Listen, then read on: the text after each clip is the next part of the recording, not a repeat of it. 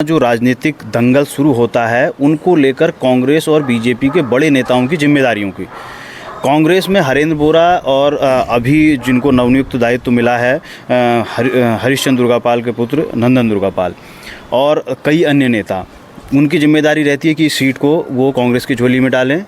और भारतीय जनता पार्टी से वर्तमान में सिटिंग एमएलए ही खुद हैं, उनकी सबसे बड़ी नैतिक जिम्मेदारी है कि वो सीट भाजपा के खाते में जाए और पूर्व विधायक नवीन दुमका और तमाम पार्टी के उनके लोग।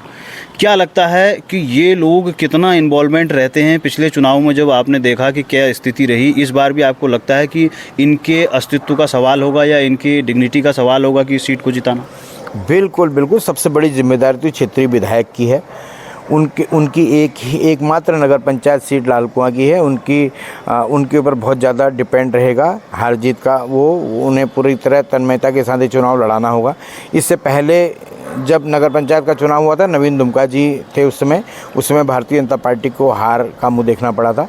और इस बार मुझे लगता है कि विधायक जी की और पूर्व विधायक दुमका जी की, दीपेंद्र कोश्यारी जी की भी जो है वो लोग लगेंगे चुनाव अपने प्रत्याशी को चुनाव लड़ाने की।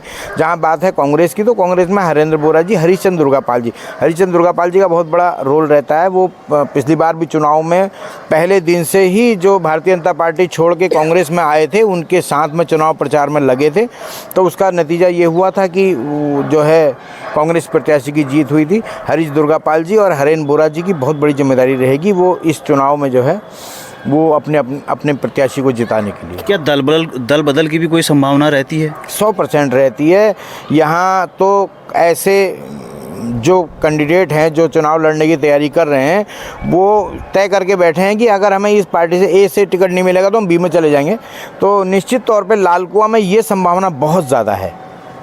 तो ये कहीं ना कहीं यहाँ के विधायक के ऊपर भी एक जिम्मेदारी होगी कि वो लाल कुआं नगर पंचायत की सीट अपनी पार्टी के खाते में डालें, क्योंकि पिछले 2 टर्म से यहाँ लाल कुआं में जो नगर पंचायत का अध्यक्ष का कुर्सी है वो कांग्रेस के खाते में है। तो कहीं ना कहीं अब ये नगर पंचायत का चुनाव या निकाय चुनाव कहें, ये बेहद रोचक होने वाला है, क्योंकि ठंड बढ़ने वाली है, उसमें सियासत की गर्मी होगी। तो अब हम आपको कहीं ना कहीं हर मोड़ पर मिलेंगे और ये सीरीज़ हमने शुरू की है कि निकायों में क्या माहौल है, क्या समस्याएं हैं और कौन लोग हैं जो ये दावा कर रहे हैं कि वो उनको नगर पंचायत या नगर निगम या निकायों का चेयरमैन होना चाहिए। तो उनकी भी अपनी अपनी दावेदारी है, उन सब से बात करेंगे और अगले मोड़ पर फिर मिलेंगे। तब तक के लिए नमस्कार।